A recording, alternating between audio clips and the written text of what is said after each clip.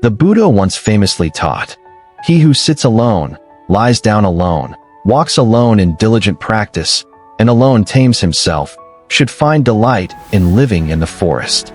In today's world, solitude is often misunderstood. Society frequently portrays a successful or happy life as one defined by constant connection, being surrounded by people, possessions, and endless noise. Yet, there is a profound reason why almost every major spiritual tradition emphasizes the necessity of solitude. It is no coincidence that great sages and religious leaders throughout history sought to withdraw from the chaos of society, retreating to quiet spaces to discover liberation and inner truth. Consider the journey of Prince Siddhartha. Before he became the Buddha, he lived in the luxury of a palace, indulging in every sensual pleasure imaginable. Yet, he soon realized that these external gratifications could not lead him to the peace he was searching for. Driven by this insight, he left his home and wandered from forest to forest, embracing a life of stillness to find ultimate clarity. Living alone can be a profound blessing, but it can just as easily become a curse. This is why many people fear being by themselves.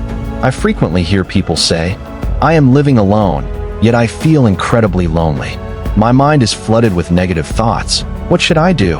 When you allow loneliness to become a burden, you turn it into a curse.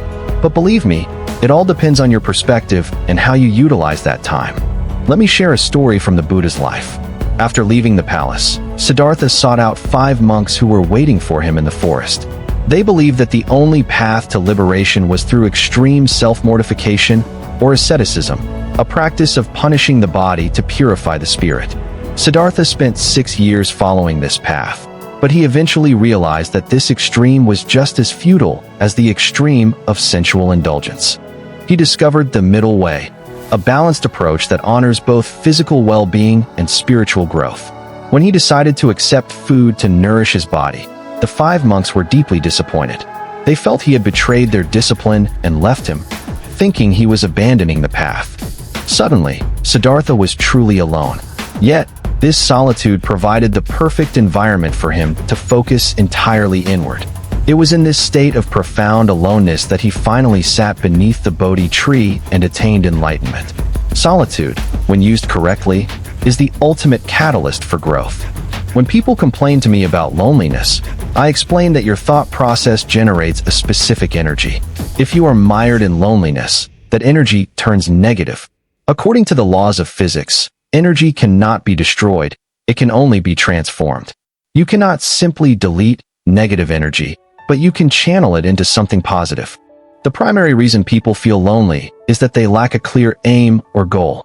If you have a purpose, whether it be material or spiritual, you have something to engage with, a system to work on, and a reason to wake up each morning. Everyone should cultivate spiritual goals, regardless of their background, because there will inevitably come a time in all our lives when we must face the world alone. If you haven't cultivated the inner strength and spiritual qualities to sustain yourself in that silence, you will inevitably fall into despair. So, ask yourself, what am I working toward? What qualities do I need to develop? What weaknesses should I address? When you focus on self-improvement, your time alone becomes highly productive and peaceful. To make this practical, I encourage you to embrace me time. Dedicate at least 15 minutes every single day to be entirely alone. No mobile phones, no Netflix, no distractions. Just sit with your thoughts and learn to be comfortable in your own presence. If you can transform that initial feeling of loneliness into a dedicated practice of solitude, you will discover a source of inner power that never leaves you. Use this time to cultivate yourself, and you will find that you are never truly alone. You are simply in the best company possible, your own.